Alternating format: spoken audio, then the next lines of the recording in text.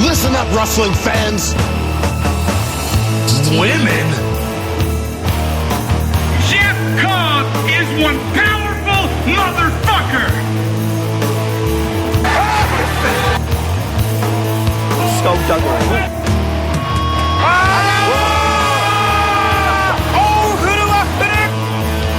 Get out of the fucking ring. Welcome to Strong Honor. My name is Tommy Stryker, host of the show. Gonna be flying solo today. Taco was not up to speed on his New Japan watching this week. Not that there was a ton going on, but we had a couple of Road to Dontaku shows to talk about. So he only got to see the Jay White versus David Finlay main event. So he bowed out of Strong Honor this week. Joe was out with liver issues, so he was not on the show this week. He wasn't on Best Pro Wrestling Podcast this week. So I am recording this show late on a Thursday. I usually record this on Wednesday night with the other guys, so it's just me today. And like I said, not a very eventful week or so in New Japan and Ring of Honor. If you're new to the show, that's what we do here. We talk about New Japan Pro Wrestling and Ring of Honor Pro Wrestling. And so, yeah, we'll be talking about the last two Road to Wrestling Dontaku shows from the 23rd and the 24th, and then the Ring of Honor TV show from the 20th. And we will preview the upcoming Road to Wrestling Dontaku shows, a couple of them this week. By the time this show drops, you'll probably be able to see the show that happened on the 27th, being that this show will drop late Thursday night, early Friday morning for those of you listening on Friday. So you'll be able to see the show from the 27th, and then there is also one on the 29th. And Ring of Honor has a couple of HonorClub shows, Bound by Honor. So basically just a couple of house shows coming to us from Florida, and those will be on the 27th, so also Friday night, and on the 28th, Saturday night. So we'll take a look at those, preview those as well at the end of the show. But I want to start with New Japan this week. I like to start with New Japan just because I feel like it's the more popular brand at this point, and Ring of Honor kind of tends to be like I like to talk about both on this show because there are Bullet Club storylines that of course tie in with New Japan, and so I like to wrap all of those things up in one, as well as not so much anymore, but Being the Elite kind of also tied into what was going on in both of those companies. And generally I am entertained by the Ring of Honor product. So I like to tie those two things in together. But more so, I like to think of this as a New Japan first and Ring of Honor kind of secondary kind of show. But I like to talk about both and tie all of those things in together. So, yeah, the Road to Dontaku shows. Let's start with the show from the 23rd. Now, originally, this one was live on njpwworld.com with just the Japanese commentary, but Kevin Kelly sat down in a recording studio and recorded some English commentary for it. So that came up a little bit later in the week, and I haven't had a chance to check it out. I believe it dropped today on Thursday, the day I'm recording this. That was the first time I noticed it up there. So that's there for you to watch if you're into the English commentary. But if you missed the show, you really didn't miss a lot. Just the one big notable main event on the show for the IWGP Junior Tag Championships, El Desperado and Yoshinobu Kanemaru taking on Bushi and Hiromu. We talked about this a little bit over there on Best Pro Wrestling Podcast, but it kind of was what it was. It was your typical Suzuki Gun interference and bullshit kind of match with all the skullduggery that you would expect in a match of this nature. It's kind of funny because both teams had been clamoring, all three of the junior teams actually, these two and Roppongi 3K have been clamoring for a straight up tag match, and Bushi and Hiromu kind of played the roles of baby faces in the match. But then of course it's like I said, the Suzuki Gun stuff right away, taking the battle out into the crowd. Tai Chi, who is out there on commentary, gets involved, hitting Hiromu with a chair outside. side. Hiromu with a couple of running missile drop kicks off the apron to the floor was pretty cool. Big dive off the post after Desperado avoids the sunset bomb. Hiromu hits that one again. They set up for the big Doomsday MX, but here comes Yoshinobu Kanemaru, spits the whiskey in Bushi's face up on the second rope. Then he kicks Hiromu in the nuts, and then avoids the. It kicks Hiromu in the nuts. Does all of this right in front of the referee, by the way. So no disqualification from the referee because he failed to be distracted properly, I guess.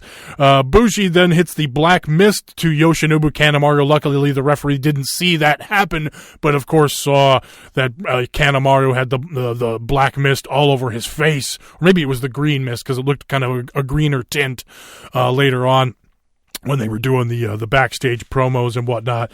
Desperado escapes the time bomb and pulls the referee into the going into the finish, which was, of course, I believe it was El Desperado hitting Angel's Wings on the belt over one of the guys, Bushi or Hiromu, I don't remember at this point, but yeah, all kinds of shenanigans and skullduggery from the IWGP Junior Tag Champs to retain those titles in the match. So again, yeah, very skippable show, especially if you're not into the Suzuki Gun bullshit happening in the main event. Usually I'm okay with it on an undercard kind of a thing, but then it was funny because Hiromu talked about it's gonna be the juniors featured in a main event, and we're gonna show the world what we can do being in the main event, and it's all the typical Suzuki Gun BS in the main event.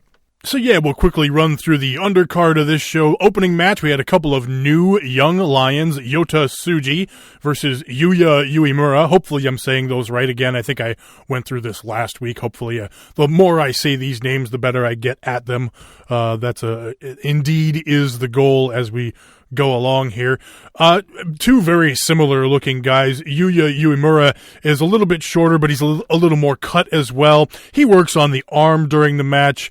Tsuji, a little bit bigger, uses his power in the match, counters with a leg lock and stuff like that. Late big backdrop for a near fall. I like a good backdrop, big back body drop.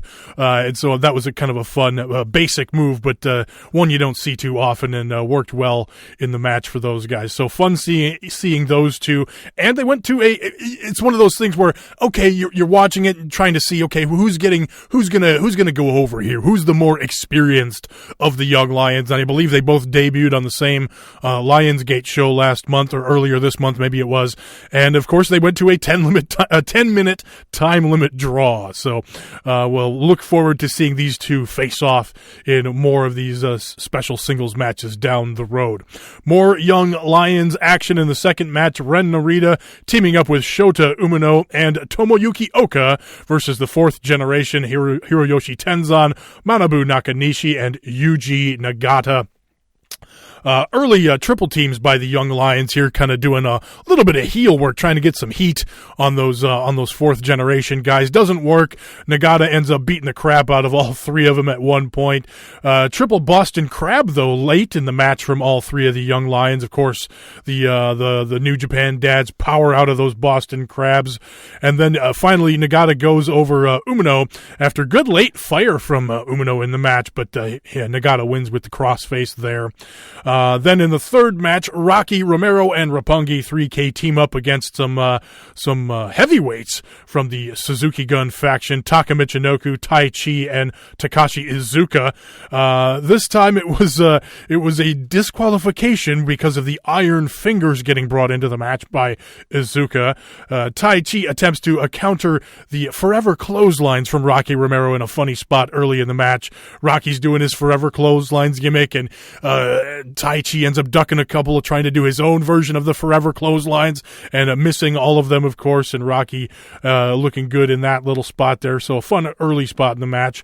And at the end, their show looked like he was really close to defeating Taka Michinoku, and that was when Iizuka jumped in with the iron fingers, causing the disqualification. So more of Rocky Romero showing complaining in the back about all the bullshit and the interference from Suzuki Gun in the match. Bullshit continues. that was the theme on the second night, on the 24th as well, when they had the rematch of the same thing. We'll talk about that in a minute. Then Kushida teamed up with Hinare, Elgin, and Makabe and Juice Robinson. 10-man tag here versus Yoshihashi, Will Ospreay, Toru Yano, Goto, and Ishii. So a lot of previews here for matches to come. Ishii and Hinare, who, yes, we did end up getting that singles match that we've been kind of clamoring for over the last few weeks. They've been building up to it nicely on these Road 2 shows, and we did get that on the 24th, so we'll talk about that here in a minute. Of course, Juice and Goto is going to be coming up this week at let's see, and Ospreay and Kushida, of course, facing off in the big show on the 5th of May. I just want to make sure here. Dontaku, the 3rd and 4th. The 4th is the big show with Ospreay and Kushida. So coming up in just a couple of weeks. And of course, the big headliner from that one is Okada and Tanahashi. So this time it was Ospreay, Yoshihashi, Yano, Goto, and Ishii getting the win in the match. This was an okay preview for Ospreay and Kushida. I thought it was better on the second night when these two faced off.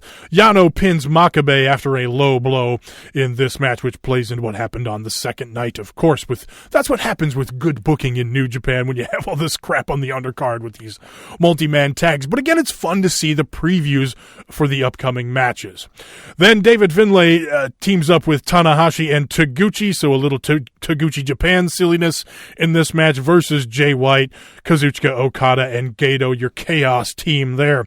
Heat on Taguchi in the match. Chaos works over the ass of Taguchi, so some comedy stuff early in the match, but fun anyway. Hot tag to Okada and Tanahashi. Good exchange between those two. Okada hits his tombstone pile driver. Finlay pins Gato after his stunner. Almost gets Jay White because he kind of runs in to kind of save him after the match. So Finlay getting his finisher, getting the pin in the match, and then teasing, almost hitting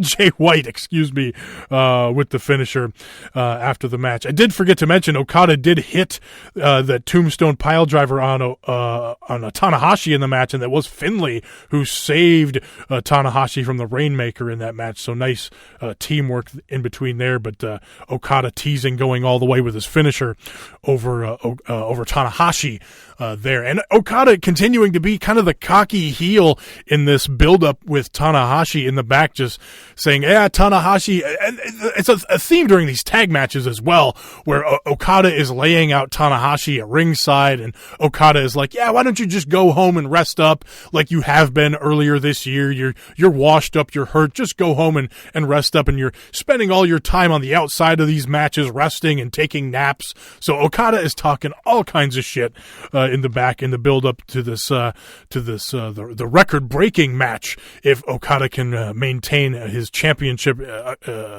defend his championship successfully against Tanahashi. Then both here on the 23rd and the 24th, we had Bone Soldier returning videos. This is the same as the one they did last week. Still curious to see what they're going to do here, if it's actually going to be the lame Bone Soldier of old coming back, or if they're hopefully going to do something interesting with it. Hopefully that is the case, and it's some sort of Bullet Club swerve here. Certainly we will see, hopefully coming up sooner than later, because the Bone Soldier teaser videos aren't really doing much for me here.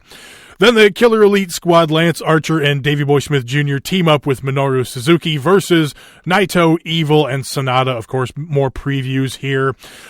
Suzuki and Killer Elite Squad get the winner with the Magic Killer over Evil this time. Good Naito and Suzuki exchange. Long heel hook from Suzuki on Naito in the match. KES hit the Killer Bomb on Sonata and Evil.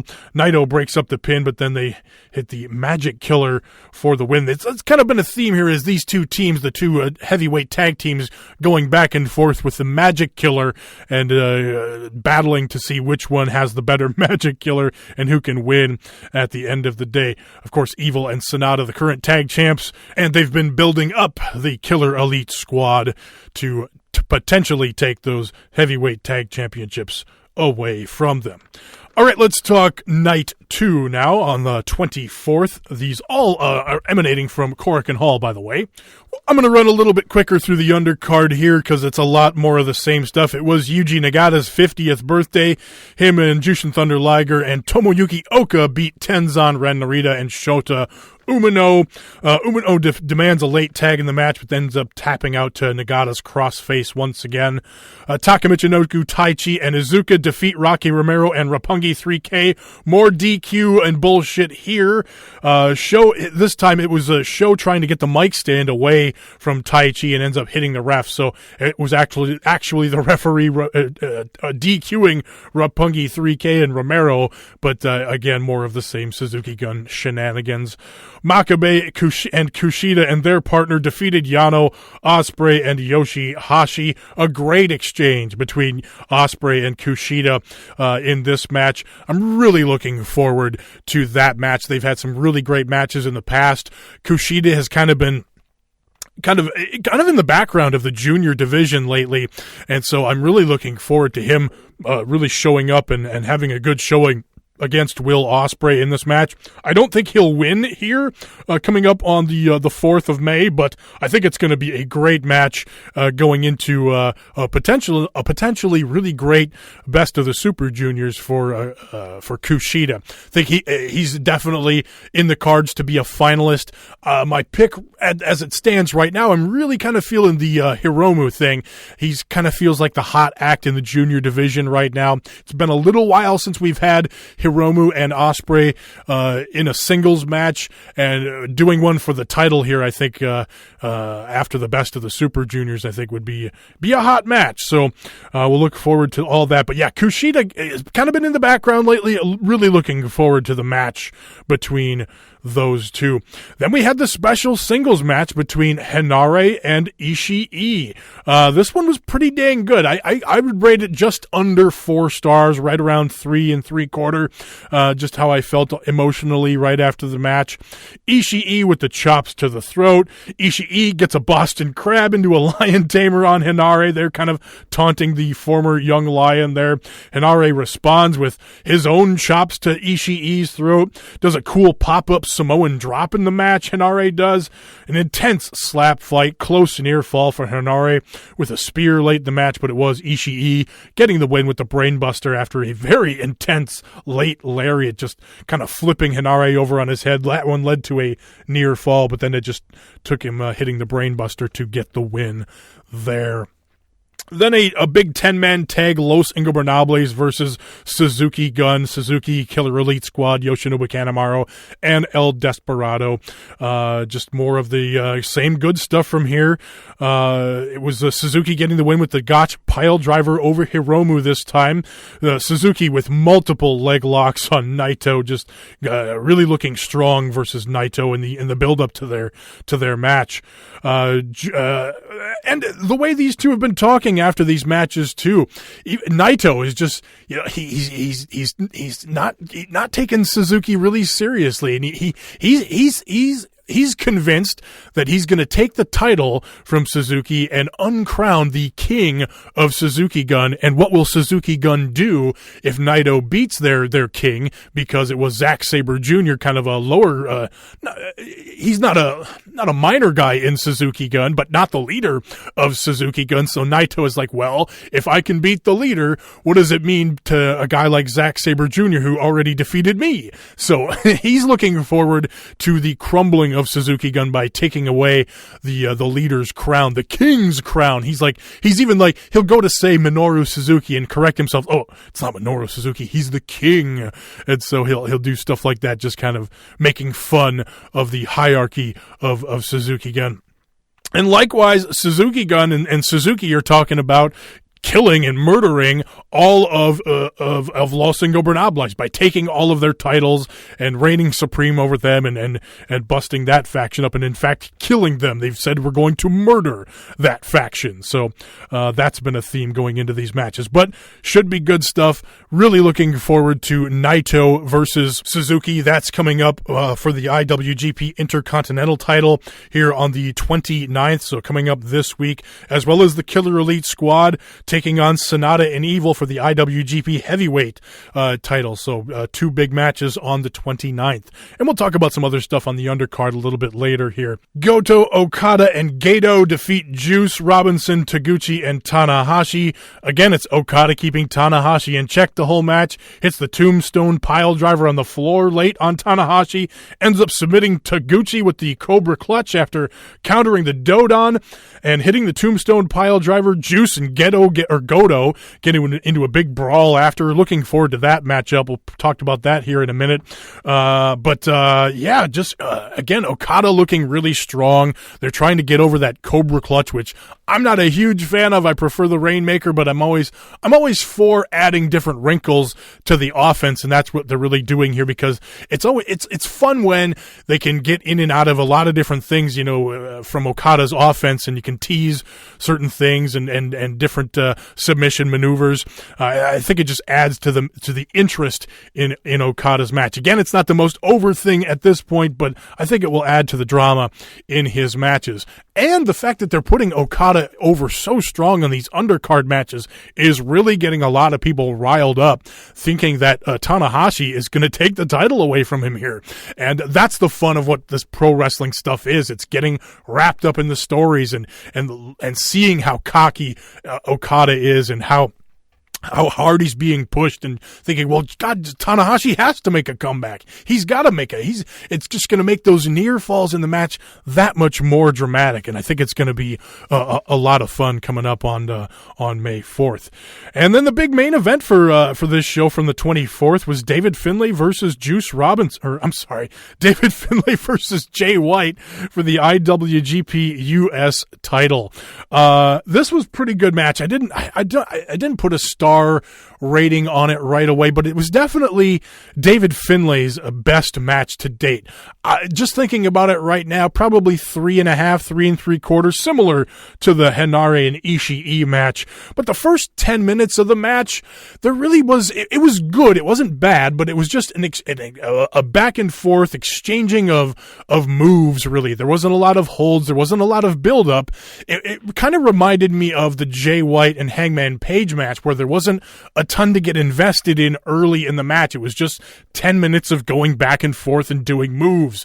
It wasn't really, they weren't telling stories with, well, I'm working over this part and I'm working over your leg, I'm working over your arm or the head or the midsection. So there wasn't a lot of working body parts storytelling that way. And there's nothing wrong with that necessarily. But it was just kind of the first 10 minutes of a main event New Japan match.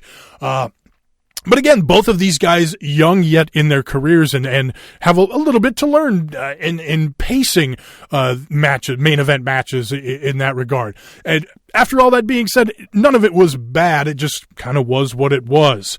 Finlay takes the brawl into the crowd early in the match.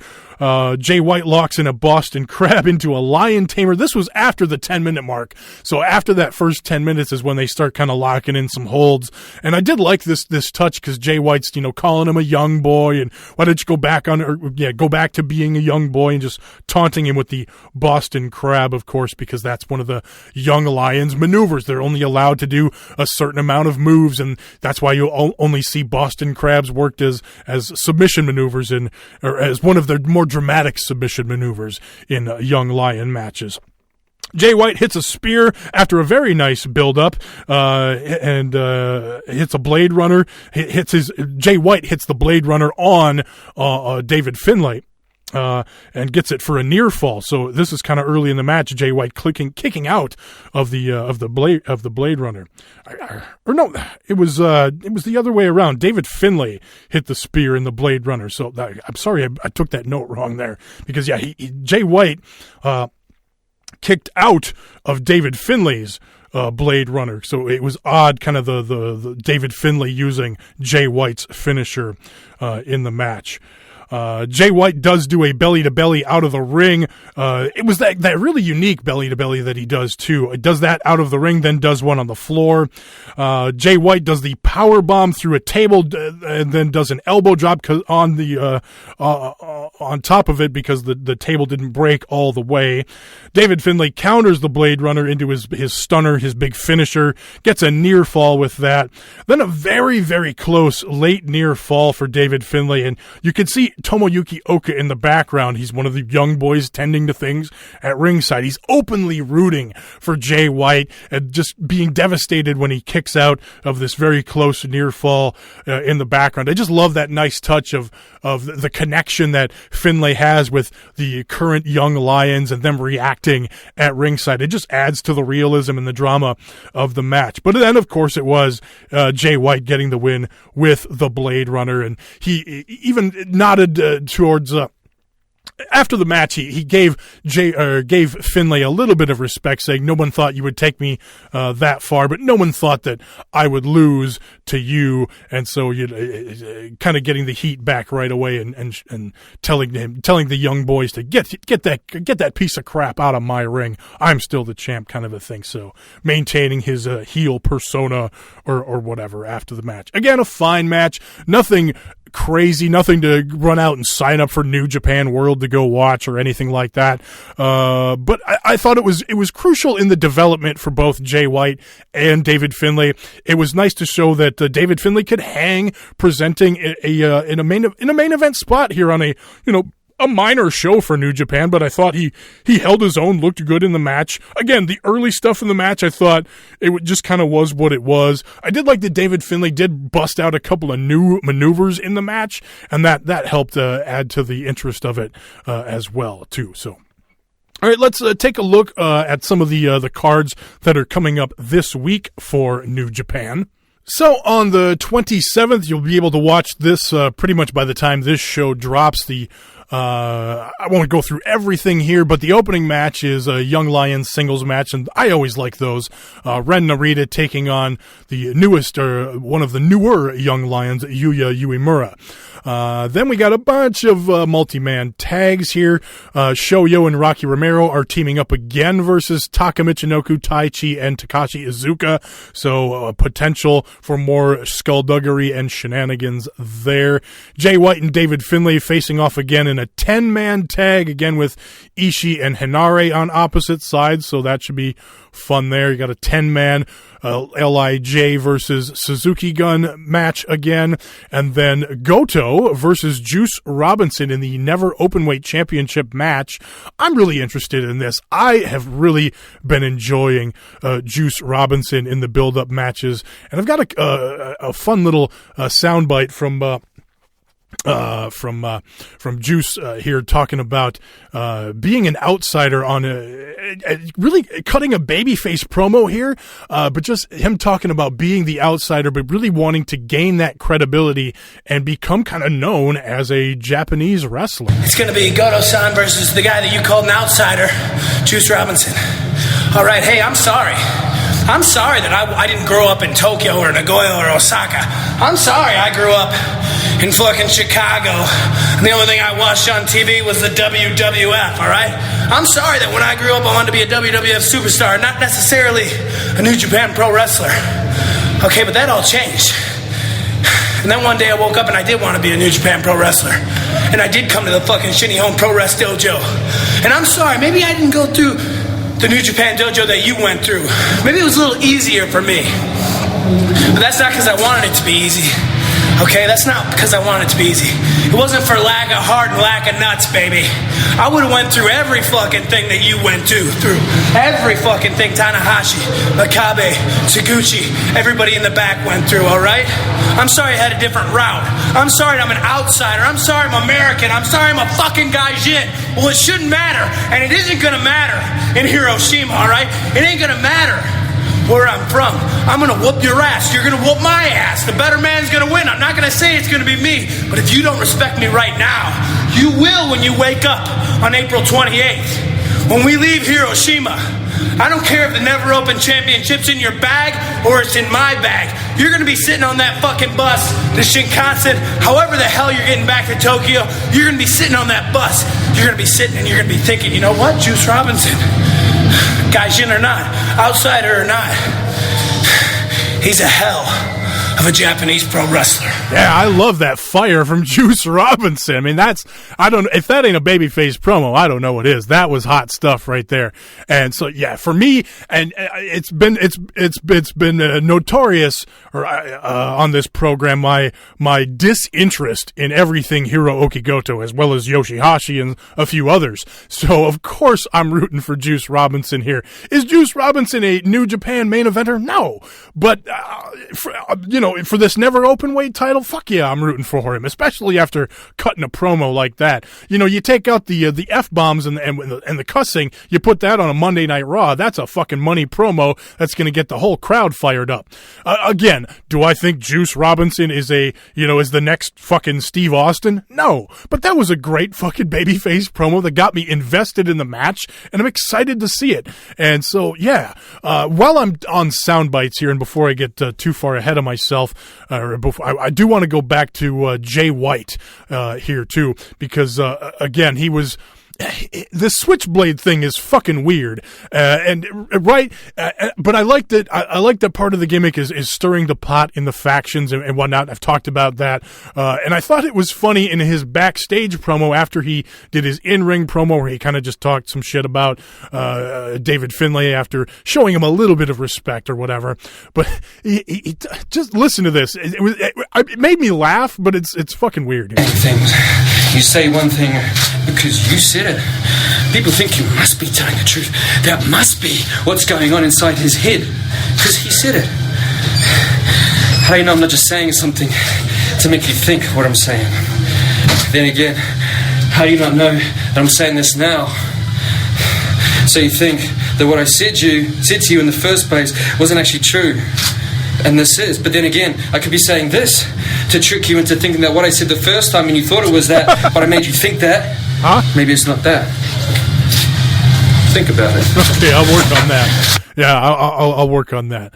So getting back to the show on the 27th, Goto and Juice isn't even the main event of this show. The main event is Kushida teaming up with Hiroshi Tanahashi versus Will Ospreay and Kazuchika Okada. So that should be, I mean, it's just a straight up regular tag match, but the Junior Heavyweight Championship preview and the IWGP Heavyweight Championship preview facing off in a tag match. That should be pretty good. And the fact that they're throwing that in a main event should make it more interesting too. And the fact that it's just a straight up tag too, you're going to have to see some action here in this match. So that should be pretty good. Then the show from the 29th, which is, I don't know if it's technically a Road 2 show, but it's got a different name to it. Wrestling Hinokuni, or maybe it's Hinokuni, excuse me. I'm not sure. But either way, it's more of the same kind of stuff on here. Some young lions teaming up. Got an 8-man tag with Finlay and Jay White facing off again. Let's see here. Hinare and Ishii on the opposite sides of a tag match. Hinare teaming up with Makabe again, and the typical Ishii and Yano tag match. 8-man tag. This is where it gets a little interesting here. We got the Golden Lovers back on tour finally. Omega and Ibushi teaming up with Chase Owens and Yujiro versus Suzuki Gun here, Zack Sabre Jr., Iizuka, Tai Chi, and Taka Michinoku. So some heavyweights versus each other, but you got Chase Owens on one side, which leads me to believe that the Bullet Club might be losing that one there. Then you got a 10-man with Kushida on one side, Will Ospreay on the other, Kazuchika Okada, Tanahashi on the other, Robinson and Goto on the opposite sides as well.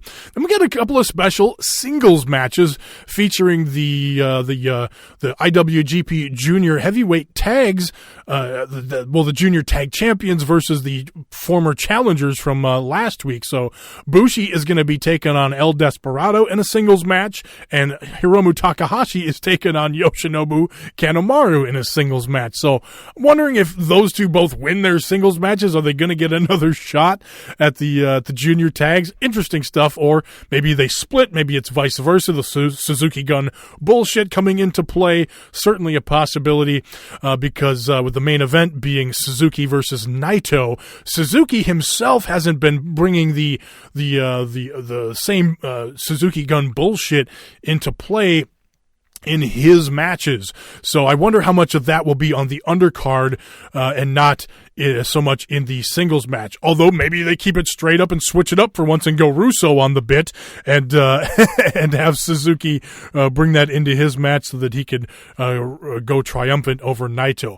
I'm really, though, and my fantasy booking and my picking for making predictions or whatever has not been the best if you paid attention to my predictions here.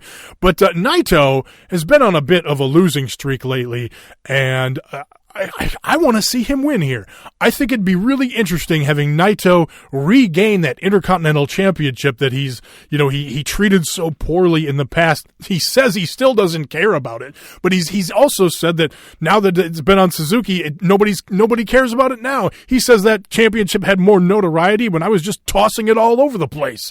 And I think it'd be really interesting if Naito gets the IC title, goes to the G1 Climax, wins that thing, goes to the Tokyo Dome in perhaps a unification match with Okada. I think that would be really interesting. It might not be the best option, and I'm sure they have probably way much better plans that I haven't thought about because, let's face it, I'm not a booker and I'm not any good at it, and if I was, I'd probably be working for somebody booking pro wrestling, doing of all things, but I'm just here prognosticating about it. But of course, I'm a mark, and so I want the guy that I like to win. That being said, Suzuki's on a hell of a run with this IC championship belt too, and I certainly wouldn't be mad at him keeping it here, but at some point Naito has got to get that momentum back, right? But he's not suffering. He's still, the crowd is still firmly on his side. They're still behind him. So and Suzuki is a credible enough opponent, certainly, to defeat Naito, but just the with Zack Sabre defeating Naito, I just like the idea of Naito getting that win back and getting some momentum back against a Suzuki, and then what does happen inside Suzuki Gun between Zack Sabre Jr. and Minoru Suzuki? Is that a singles match that we potentially see at the G1? That's so many interesting things here, potentially here. So that is a match coming up this week. And then the semi-main event, Sonata and Evil defending their IWGP heavyweight tag team championships versus Davey Boy Smith Jr. and Lance Archer. Evil just coming back from his injury. They've done a good job here building up the Killer Elite squad here to potentially take the titles. But I like Evil and Sonata with those titles. I want to see those guys retain here and go on a nice long run with those championships. Evil has talked about wanting to rebuild the value of those tag team championships, and the one way you do that is with a nice long run with him. And I like those two as a tag team too, because I mean, Evil is the more charismatic, the better talker, of course. Hell, you never hear Sonata talk. You barely heard him talk before his match with Okada, the big singles match. That we did finally get something out of Sonata, but Sonata is definitely the more athletic, the more explosive of the two, but just, again, doesn't have that connection necessary to be a big singles star. And I want to see more out of, I think there's so much potential there. And he really showed some good stuff in the build up to the match with Okada. And I want to see more of that out of Sonata, but maybe it's just not in him. I guess we'll see how he does over the coming year here. But I think a nice long run with these, with the tag titles, certainly couldn't hurt a guy like Sonata. So those are the shows this week. And so now let's move on and talk a little Ring of Honor.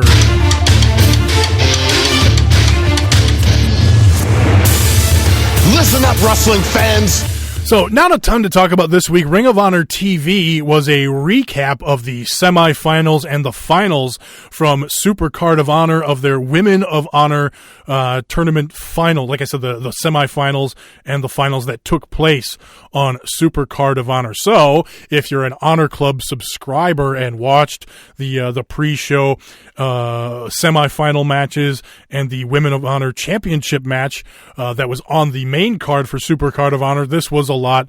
This was reruns for you. But for the audience that just watches for free, that doesn't subscribe to Honor Club, or is maybe thinking about subscribing to Honor Club, this was a bit of a preview to see what you could get with your Honor Club subscription. Unfortunately, I don't really have a ton of good stuff to say about those women's division right now. I feel like Tenille Dashwood is their biggest star at this point. I mean, yeah, she's got the momentum coming off of the run with WWE, and you run a risk of looking like something like a TNA, for example, that would, take people that were cast-offs from WWE and push them, and it didn't really work for them either. So I don't blame Ring of Honor for trying to do something different here with giving the title to Sumi Sakai. She's been around a long time. Been really dedicated to the company. Of course, moving her family over from Japan to be a part of Ring of Honor is definitely part of the story here. The finals coming down to Sumi and Kelly Klein. Talked about that match the week of Supercard of Honor. Again, not a great match. Sumi Sakai is a good wrestler, but just the chemistry wasn't there. Kelly Klein is okay. Again, I think a lot of people were kind of clamoring to see more from Tenille Dashwood. The person who Kelly Klein defeated in the semifinal, Mayu Iwatani, looked really good coming out of Stardom. I think a lot of people wanted to see the stars from Stardom being used a little bit more, but who knows? Maybe it was just because they only had those people for a short amount of time. So they showed the Kelly Klein versus Mayu Iwatani match first, then Sumi Sakai defeating Tenille Dashwood. That one was the better of the two matches and probably the better of all three, to be quite honest with you. Like I said, I didn't have a lot of love for the Sumi Sakai Kelly Klein match from Supercard of Honor. So again, I want to give credit to Ring of Honor for putting the women in a big spot here, showcasing them on the entire show for Ring of Honor TV this week. But again, let's mix them in on the regular TV show. It doesn't have to be a Women of Honor exclusive show once every 2 months. Just have them mixed in on the regular show. Give them a main event if it's a big match. Have them defend this Women of Honor championship now that it's a part of the company. So let's now that we've established this championship and established the women that are part of the not necessarily the undercard of the women's division, but you've got some names there, and so now let's get off and running and get this thing going, as they say. So I do want to mention, speaking of Honor Club here, I did have a bit of advice via Twitter from one of our listeners, so I wanted to give him a shout out here. I talked about how I've been having trouble viewing Honor Club on my TV with the I traditionally use the Chromecast when it came to Honor Club, so when it was live, I could watch. It would let me watch with the Chromecast, but for the on-demand stuff, that wasn't like an option going through the Ring of Honor website, whether it was on my phone or the laptop. So, but I also have the Amazon Fire Stick and the option on there, and this was sent to me by @WallaceSeals17 on Twitter. So thanks, Wallace, for the advice here. I really took it to heart, and it works great. So what you do is on your your Amazon Fire Stick, you download the Silk browser, SILK, the Silk browser. You look up ROHWrestling.com. You bookmark the page there, and it'll save your username and password so you don't have to log in every time. A little trouble that I had is whenever I log into something on On the Fire Stick, I have the app on my phone that allows me to use my phone as a remote, and therefore I can use the keyboard on there. It's a lot easier just to type on my phone. But for whatever reason, it wasn't accepting me inputting my password that way, so I had to manually input it using the regular Fire Stick remote, and then that worked just fine. I was able to bookmark it, save the password. So now all I got to do is load up the Silk browser, go to the bookmarks, boom, there's Honor Club, and I can watch it. I watched Ring of Honor TV that way this week. So a great option. Again, thanks, Wallace, for the tip, and I'm passing that along to all the listeners here because I know a lot of New Japan listeners have that Fire Stick because that's a great option for New Japan World. Again, I can't recommend that enough as a way to watch njpwworld.com. So, as mentioned earlier, Ring of Honor does have a couple of shows coming up for Honor Club this weekend. So, again, house show stuff here, but there's some interesting looking matchups. But again, doesn't look like there's a ton here to go out of your way to see. But if you're looking for some stuff to pass the time this weekend and you've got the time on your hands, this might be some cool stuff to check out. So the show from the 27th, again, both of these shows are from Florida. I believe this one is from West Palm Beach. Again, this is Bound by Honor. Shane Taylor taking on Josh Woods. So not a lot of interesting stuff there, but I like that Ring of Honor is trying with a guy like Josh Woods. You know, he's a former MMA guy, so maybe they're trying to, this is maybe like a poor man's Matt Riddle that they're trying to get away with here. And Shane Taylor's been improving greatly over the past year or so. Then Women of Honor matchup here. This should be pretty interesting. Kelly Klein versus Deonna Purrazzo. Then Kenny King, former TV champ, taking on Marty Scurll in a singles match. Then a tag team 4-corner survival match, Coast to Coast versus the Dogs versus Frankie Kazarian and Christopher Daniels, and Silas Young and the Beer City Bruiser. So you got to think whoever wins this might have some sort of tag team championship opportunity at some point, but who knows, maybe not. I think it's kind of interesting that Beer City Bruiser is teaming up with Silas Young and not Brian Malonis here, being that it was they building that up on TV, but I'm cool with it. I like Silas teaming up with BCB, so I'm good with that. Then the ROH Tag Team Championships defended here. The Briscoes taking on the Motor City Machine Guns in a rematch from Supercard of Honor. Then a big 6-man match, the Kingdom versus the Hung Bucks. Adam Page teaming up with the Young Bucks. Again, there's some stuff coming up in New Japan where the Young Bucks are teaming up with Hangman Page and I believe Cody even, and we'll preview that stuff next week going into the Wrestling Dontaku event. But with what came out of Supercard of Honor, with the Young Bucks attempting to super kick Cody and accidentally kicking Kenny in the face, leading to Cody getting the victory over Kenny Omega. Curious with them teaming up with Hangman Page here. But again, Hangman Page was cool with Flip Gordon on the last Honor Club show too. So there's a lot of interesting questions going into these shows with the Hung Bucks teaming up against the Kingdom there. Then Scorpio Sky versus Jay Lethal. That should be good. Cody versus Punishment Martinez. That's an interesting matchup there. And then in the main event, a proving ground match. So again, a non-title match here, but interesting to see what the outcome is here and how Flip looks in the match. It's Flip Gordon versus Dalton Castle. So again, I don't predict a lot of news coming out of this show, but again, if you've got some time on your hands, it might be cool to check out. Then the next night, the show for the 28th on the Saturday, this time Flip Gordon's going to open the show, it looks like. He's going to take on Scorpio Sky, so part of SoCal Uncensored, taking on the wannabe Bullet Club member and wannabe all-in bookie Flip Gordon. Then Shane Taylor, this is a 4-corner survival match. Shane Taylor versus Matt Taven versus Kenny King versus the Beer City Bruiser. Again, who knows if there's anything on the line there. Then a tag match, SoCal Uncensored, Kazarian and Daniels taking on TK O'Ryan and Vinny Marseglia of the Kingdom. Then Jay Lethal versus Josh Woods. Then Punishment Martinez versus Adam Page. Interesting little singles match there. Again, both of those guys, this is a semi-main event singles match, it appears to be too. So these are two guys that Ring of Honor's really trying to get behind, especially Hangman Page and even Punishment Martinez. He's a greener guy, but has really improved over the last year or so. Really improved his appearance and his in-ring stuff.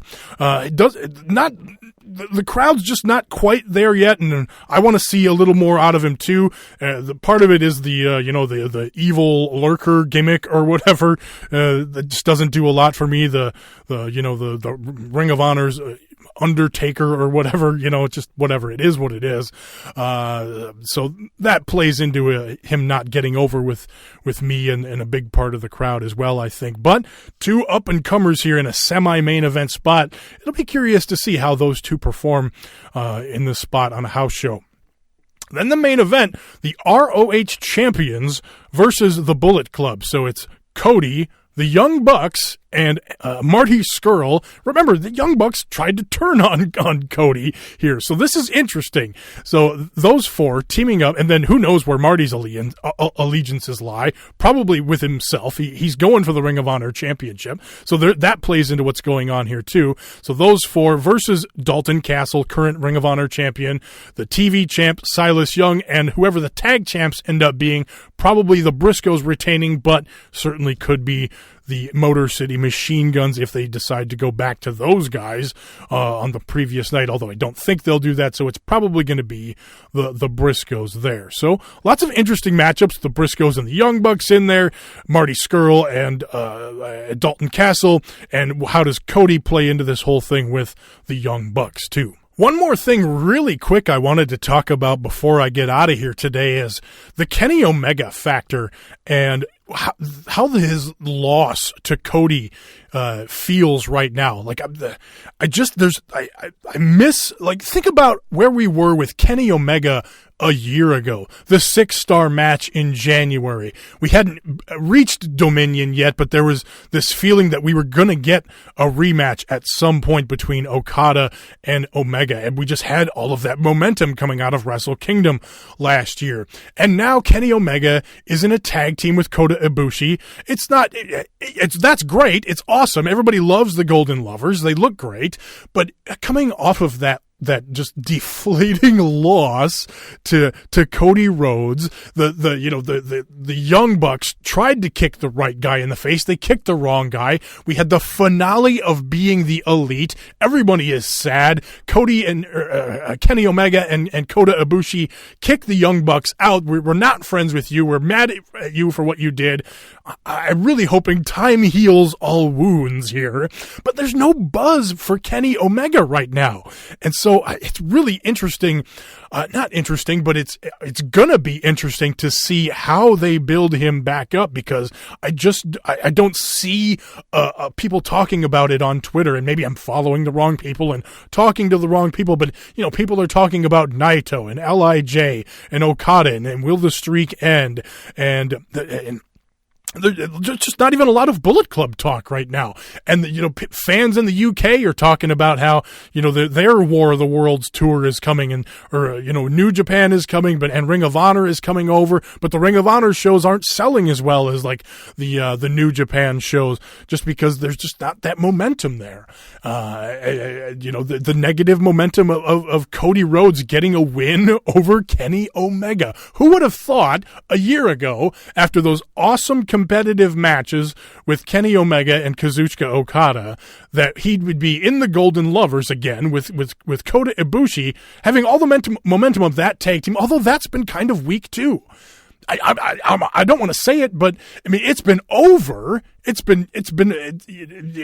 was the hottest thing WrestleMania weekend on those smaller shows, but it's just coming off of that loss. There's just kind of a weird anti-momentum, and it's going to be really interesting to see what they announce at the All-In press conference on May 13th. That's the same day as the War of the Worlds show in Chicago for Ring of Honor.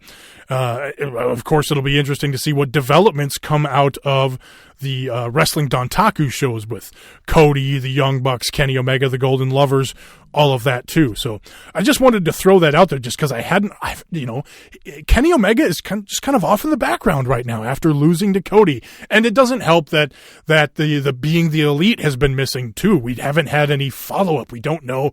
Everything's up in the air right now with what's going on with the Bullet Club. So that's kind of where the hook for these Ring of Honor shows this weekend.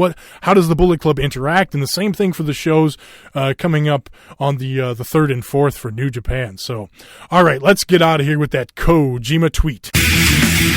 Now it's time for the Satoshi Kojima Tweet of the Week.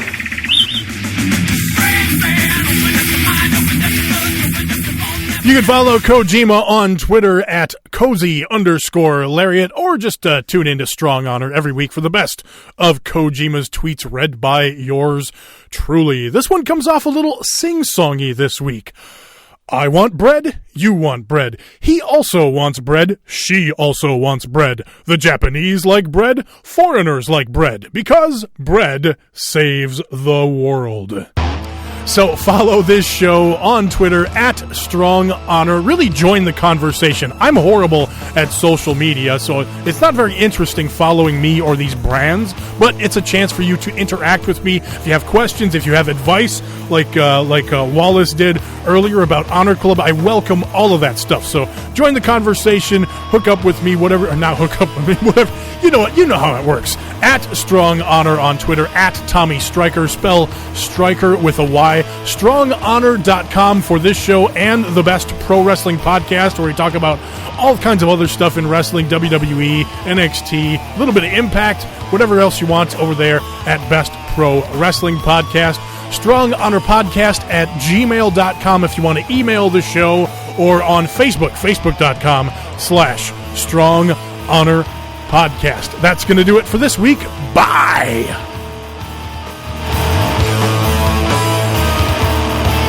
Women? No one cares about women's wrestling, man. My botch. Alright, let's focus on business.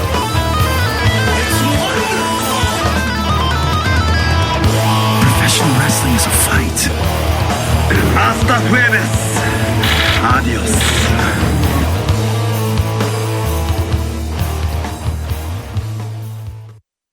Opener here in a singles match. So it was Yota Tsuji and Yuya Uemura. Let me silence my phone here, for crying out loud.